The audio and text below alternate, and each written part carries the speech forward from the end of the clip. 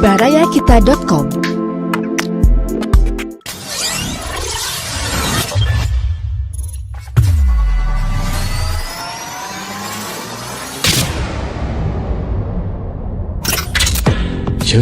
Cermis, cerita misteri Baraya. Boleh percaya, boleh tidak. Cerita pengalaman pribadi dari orang-orang yang pernah mengalaminya. Cermis, cerita misteri Baraya. Boleh percaya, boleh tidak.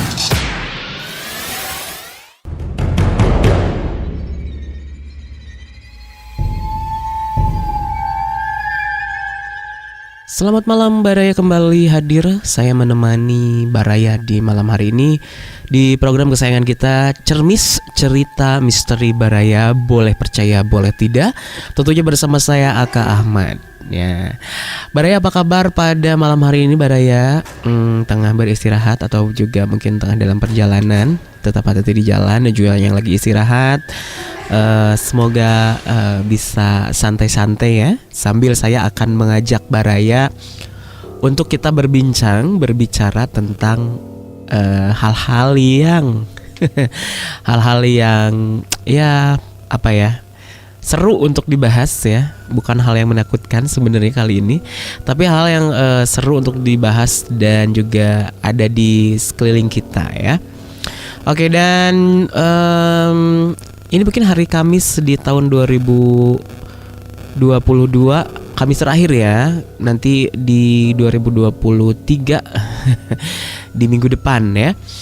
Oke, ini Baraya, kalau kemarin kita sempat membahas tentang pesugihan, sembah pocong, apa ya, tuyul segala macam, genderuwo, jenis-jenis hantu. Saya pengen ngobrol apa ya, cerita urban legend ya. Jadi urban legend itu kayak seperti cerita legenda yang beredar di masyarakat begitu, tapi berkaitan dengan hal-hal mistis. Ada juga beberapa legenda atau urban legend yang diangkat menjadi sebuah film ya. Tapi kali ini ada cerita-cerita urban legend yang terkenal ini yang pernah diangkat menjadi sebuah film dan juga tentunya menjadi perbincangan ya, perbincangan di kalangan masyarakat.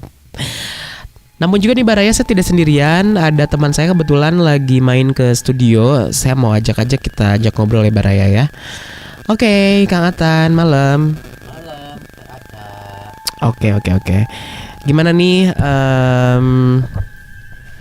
Kang Atan, Ya. dari mana nih bisa mampir ke studio nih? Sebenarnya tadi ada rencana nengok yang sedang sakit, tapi berhubung salah konfirmasi mungkin ya. Iya, Ya, oke. saya menghubungi tapi HP-nya tidak aktif. Wah, oke. Ya, saya udah aja lah mampir dulu ke sini. Oke, kalau gitu ternyata setelah di sini HP teman saya atau beliau aktif, ya udah nanti aja. Oke, kalau gitu mendingan aku ajakin ngobrol di Cermis ya. Yes. Pada malam hari ini. Nah, ini tadi Kang Atan mau ke rumah sakit ya? Iya, ke rumah sakit. Ngomongin rumah sakit nih. Jadi serem ya. Nah, ngomongin rumah sakit. Nah, ini pasti dong rumah sakit ini menjadi salah satu tempat yang kadang, kenapa ya orang takut main ke rumah sakit? Coba. Iya. Kenapa kira-kira? Karena di rumah sakit itu tempatnya satu segala penyakit juga, dan di rumah sakit juga ada yang sembuh, ada yang meninggal dunia. Seperti itu, Aka. Dan intinya adalah ada kamar jenazah. Nah, ada korban-korban jenazah korban kecelakaan. Iya, segala ataupun ada ya. Ya pokoknya ya gitu ya. Ada darah. Ya. Ada yang melahirkan. Betul. Ada bayi yang meninggal. Meninggal itu di ya. jalan, Nah. masih dibawa di. Aka pernah masuk ke kamar jenazah? Pernah. Dan aku pernah ikut memandikan waktu salah Di satu kamar jenazah? saudara. Iya, ikut. Tapi ternyata kalau misalkan yang aku rasain Di Bandung sendiri, atau di mana? Di Bandung. Ya aku rasain sendiri ya. Waktu itu aku di 3 rumah sakit loh. Di 3 rumah sakit kebetulan aku nungguin orang yang sakit. Ya. Sampai meninggal aku nungguin ya. Ya. Memang kita tidak usah sebut rumah sakitnya ya. Ya. Jadi karena kita konsentrasinya kepada orang yang sakit, Iya. kita nggak ada ketakutan, Betul. nggak takut. Betul. Gak tahu ini awalnya ya, nggak takut gitu. Kayak aku misalnya nungguin, kan kita nungguin juga nggak tidur. Kadang tidur di pinggirnya. Kalau yang VIP kan ada ya buat tidur, tapi aku milih waktu itu ada yang VIP-nya, jadi bisa tidur di samping orang yang sakit. Terus ada juga kayak kursi panjang Sofa gitu. juga ya, ada kalau Nah VIP. kebetulan waktu itu kamarnya dia sendirian, gitu kan. Akhirnya aku tungguin. Itu jam 12, jam 1, jam 2 aku ke air, terus aku sholat, ngaji gitu Iya. kan. Gak ada rasa ketakutan Betul apa-apa, gak takut. Ya. Terus aku jalan ke lorong yang gelap, agak gelap gitu ya, di salah satu rumah sakit itu lorong rumah sakit kan. Terus aku lewat, Sepi soalnya ya. dan aku tahu itu adalah menuju kamar jenazah setelah aku check out dari rumah sakit tersebut. Ya, ya.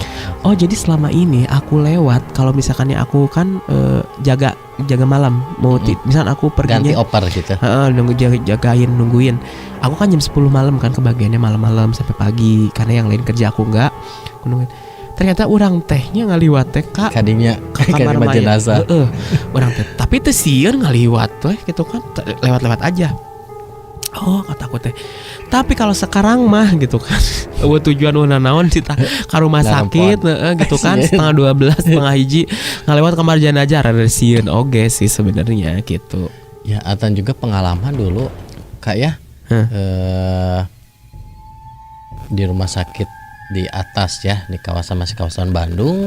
Waktu itu mama yang sakit. Itu jam 1 malam harus nyerahin sampel darah ya. Nah di situ tuh saya nggak masuk ke ruangan kan, harus nunggu di luar. Itu nunggu di luar mana hujan ayo Kak. Sepi sekali, nggak ada orang gini. Pas jam 1:30 si perawatnya bilang, pegawainya, kesana aja nanti kalau udah beres dipanggil. Aduh, bukannya dari awal ya. Nah saya tuh jalan aja. Padahal tahu rumah sakit itu dulu kalau ada kecelakaan apapun suka ke rumah sakit itu. Terus pernah lagi waktu bapak yang sakit ya. Waktu bapak yang sakit di rumah sakit tersebut udah jelas, saya kan ke kamar mandi. Udah jelas ada kayak ada yang masuk. Terus kayak ada yang mau gimana dari telapak ke sandalnya pakai sendal. Pas tunggu-tunggu kok nggak ada yang keluar. Pas dilihat kosong. Padahal udah jelas itu tuh ada kayak ada orang gitu. Nah seperti itu. Itu beberapa cerita-cerita yang ya itu ya, maksud itu kayak sebenarnya mah nggak ada apa-apa, tapi tetap kita kepengaruh gitu ya, kepengaruh. Jadi halusinasi itu teh apa sih? Bisa juga ya. Bisa juga. Karena gitu. Kebayang-bayang kayak seperti itu ya. Tapi aku juga waktu pas itu yang aku bolak-balik kamar jenazah itu kan aku ngelihat orang yang lagi nangis.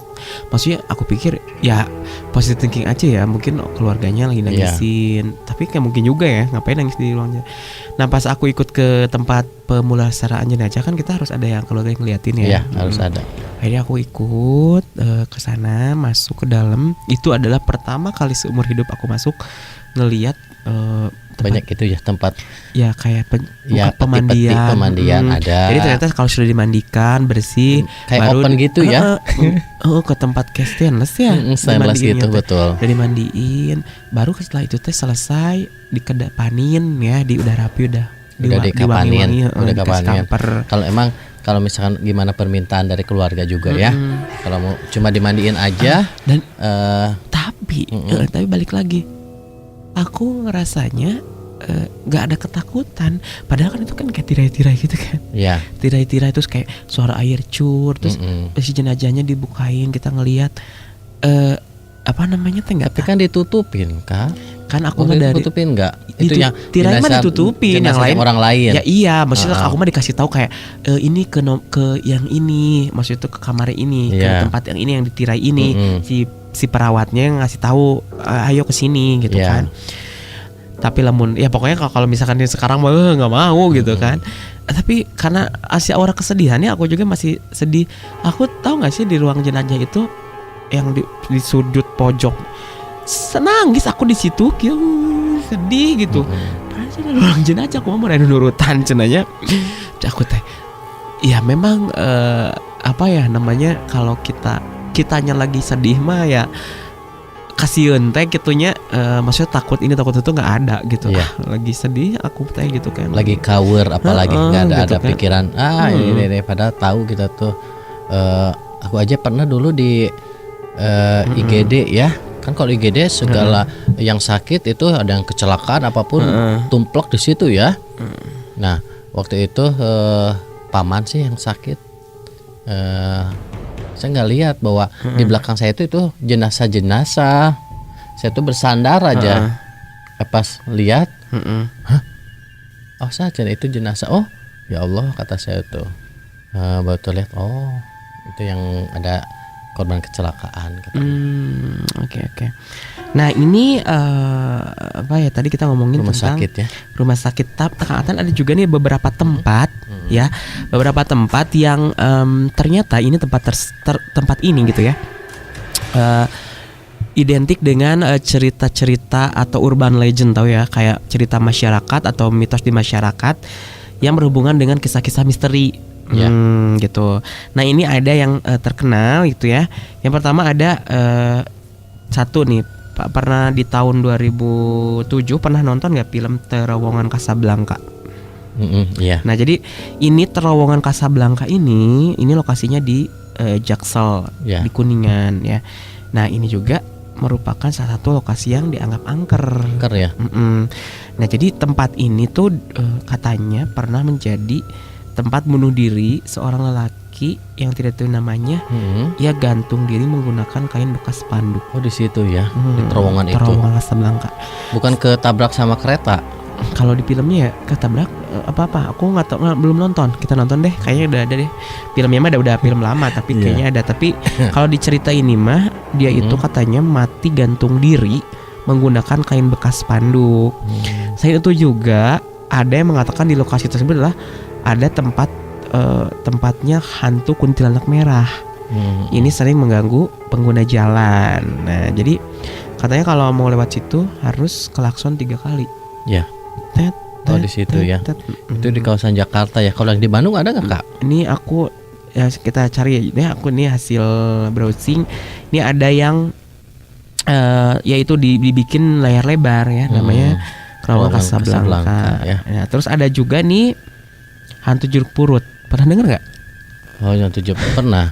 Kalau jeruk purut kan itu masih di kawasan Jakarta ya. Jakarta. Ada dekat dengan pemakaman jeruk purut ya. Nah katanya kalau hantu tanpa kepala nih. Iya pernah dengar. Hantu ini sering menampakkan diri berkeliling kuburan pada malam hari sambil menenteng kepalanya. Digigiwi. Itu teh mungkin kayaknya kepalanya terpisah mungkin ya Kak ya. Jika nama. Kayaknya. Jadi ada yang ngebunuh. Serem. Gitu. Oke, terus ada juga Mr. Gepeng, tahu nggak? Mr. Gepeng. Ini Mr. Gepeng ini Jakarta. Ini hantu Mr. Gepeng pernah viral pada tahun 90-an. Nih, jadi hantu Mr. Gepeng adalah jelmaan seorang lelaki kaya raya yang mengalami kecelakaan di dalam lift hingga menyebabkan tubuhnya menjadi gepeng dan tewas di tempat. Ya kan? Ada juga katanya dia terlindas bulldozer sehingga gepeng. Itu makin serem ya. Gepeng kepalanya berarti. Nih, kisah ini bergulir dengan cepat hingga menyebar ke semua daerah. Hingga akhirnya ada rumor yang mengatakan bahwa sosok Mr. Gepeng dapat dipanggil dengan cara tertentu, katanya gitu. Jadi ada yang mengatakan dia tuh kegeleng bulldozer. Ada juga katanya tadi kegencet lift. Entah itu yang mana yang bener ya. Nah, terus ada juga kolor ijo. Pernah dengar nggak? Iya, kalau dulu kolor hijau. Itu siapa sih? Masuk ke rumah-rumah kalau dulu itu kolor hijau, awas. Katanya padahal bohong kan? Itu. Oh gitu. Makanya pada takut kolor hijau gitu. Mau diperkosa kali ya? Atau kumaha sih telur gitu? Iya, kayak gitu. Masuk aja ke dalam rumah. Enggak tahu. Oke. Punten ya, aku jadi pengen ketawa karena namanya unik gitu, kolor hijau. Jadi kan kalau misalkan ada yang pakai kolor hijau sekarang misalkan terus masuk rumah-rumah orang di kolor hijau ya. Jadi ini ini ternyata bener tuh. Cerita kolor hijau ini diyakini bermula dari kasus pemerkosaan di Kampung Cijengkol, Bekasi pada tahun 2003. Korban mengaku bahwa ia diserang oleh seorang lelaki bertubuh besar dan berbulu, hanya menggunakan celana dalam berwarna hijau. Tak lama kemudian celana ini muncul di kampung-kampung lainnya. Oke. Pernah dijadikan film juga ya. Tapi sekarang kolor hijau cenah gitunya. Nah, ada juga cenah bahwa si kolor hijau ini buat menyempurnakan ilmu. Oh gitu. Jadi kalau pakai kolor merah nggak akan enggak, tapi harus memperkosa ya? Jadi harus memperkosa dulu cenah syaratnya teh memperkosa banyak perempuan. Nah, ini juga pernah dijadiin sinetron ya. Namanya Kolor Hijau. Kayak pernah dengar. Emang ada sinetron Kolor Hijau? Ada. Nanti kita coba lihat ya. Nah, terus kemudian pernah dengar juga Nenek Gayung. Nenek Gayung. Pernah dengar Nenek Gayung. Jadi Nenek Gayung ini adalah nenek tua yang bisa muncul di pinggir jalan. Nah, hantu ini dikabarkan berpenampilan sangat sederhana, pakai kebaya katanya gitu ya. Terus ada bungkuk. Nah, kemudian hal yang sangat menarik dari sosok hantu ini adalah membawa gayung. Membawa gayung dari batok kelapa dan sebuah tikar. Dulu kan gayungnya itu dari batok konon kelapa. Kedua peralatan itu ia pakai untuk memandikan jenazah orang yang berpapasan dengannya. Serem ya. Nah, kalau di Bandung juga itu kita harus katanya ya daerah-daerah kawasan yang harus hati-hati. Nah, ini nih ada di Bandung juga ada nih. Enggak, sebelum kita ke Bandung ada dulu nih. Suster ngesot pernah tahu dong. Kalau itu mah udah pasti ya. Nah, ini katanya kalau suster ngesot ini suster yang diperkosa oleh dokter. Diperkosa dokter. Sering berarti ya. Kakinya enggak diperkosa mah sekali atuh cu. Sering mah sama-sama mau. Nah, suster itu kabarnya diperkosa oleh seorang dokter, kakinya dimutilasi dan dikubur di ruang lab. Nah, ada juga yang mengatakan bahwa suster ngesot ini berasal dari sebuah panti jompo di Jawa Barat. Suster yang berdarah Belanda ini disebut memiliki ilmu hitam. Ia dikabarkan membunuh semua penghuni di panti jompo itu karena dendam gitu. Waduh, kemudian masyarakatnya dendam karena si suster itu ngebunuhan di panti jompo. Nah, kakinya dipukulin sampai remuk, jadi ngesot jalannya. Nah, kemudian juga nih ada hantu boneka Uci di Bandung. Pernah dengar nggak? Nah, ini terkenalnya itu di Jalan Siliwangi. Nah, itu yang mau aku sebutin ya. Jadi kumaha tahu versi Kang Atan heula sok boneka Uci teh kumaha? Katanya itu kalau malam-malam itu akan ngegantung. Gimana? Itu kayaknya di jalan itu yang Bapak Kasiloy mau ke Sabuga itu yang mau ke bawah. Kumaha di pohon? Gantung di pohon ada katanya ceritanya. Anjir, serem banget gue. Terus kumaha? Tapi adanya tengah malam. Kumaha ngagantung beleget? Gantung iya. Mereka mungkin sekarang mah itu kalau dulu ceritanya katanya nggak tahu bayi sama si ibunya yang tertabrak sampai meninggal, bayinya terlempar ke situ.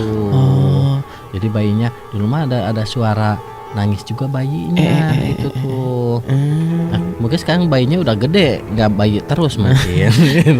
Nah, itu Bapak Kasilowangi makanya hati-hati juga sih. Nah, kalau di sini cerita ini namanya itu boneka Uci Bandung. Nah, ini dari sebuah tragedi kecelakaan yang merenggut nyawa seorang gadis kecil bernama Uci. Ia meninggal karena kecelakaan pada tahun 80 oleh seorang pengendara. Nah, sebelum menghembuskan napas terakhir si Uci berkata, boneka Uci mana?